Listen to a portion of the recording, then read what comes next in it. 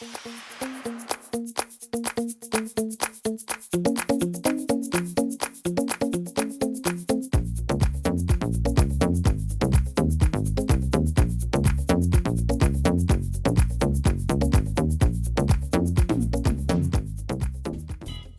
back to my channel. I'm Tay, and it's Monday, which means that it's a Cricut tutorial. And today I partnered with my friend who has a blog called The Creative Sister, and she gets together with a bunch of our friends and we do like these really awesome crafts that she puts together, and it's super fun.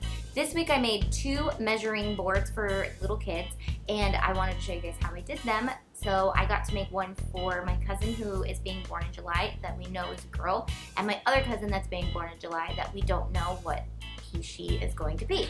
So I just made 2, and I wanted to show you guys how to do it. Super fun, super easy, super cheap project, but it's so cute when it turns out. So let's get going.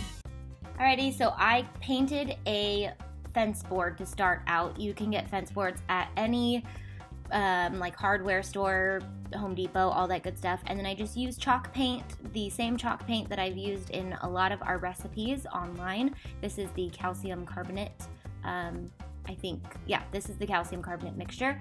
And then I went in with a darker color and used a stencil on one of these.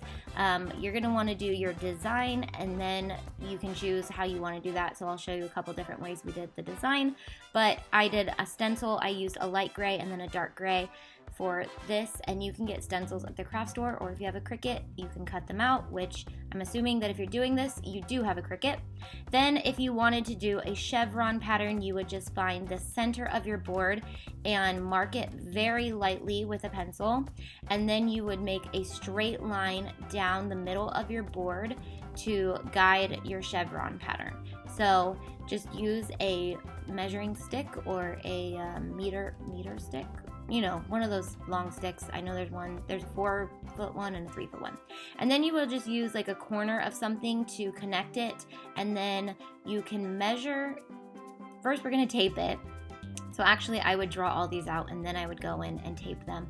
But you can measure them equally apart. You can just use a template, like anything that you can find that's spaced out, you would just reuse that to guide yourself all the way down and continue to use your square edge for that.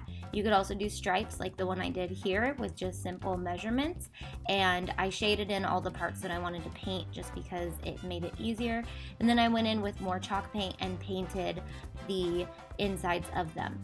And then once you have your designs done and they're dry, you're going to want to put your measuring things on and your numbers on.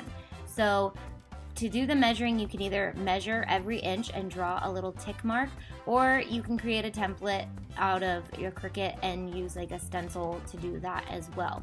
And then you're going to put your letters on by using another chalk paint stencil that you create with the Cricut, and then you're just going to dab all your paint into the little opening, and then once that is mildly dry, you're going to peel that off, and then you have your numbers on there.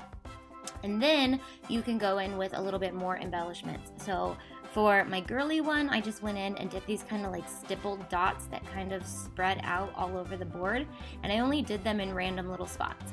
And then for my non-gendered one, I did these little leaves because the bedding that my cousin is getting has these little leaves and little animals on it, and I thought putting the little leaves on there would just kind of tie it in a little bit more to her decor. And that is it.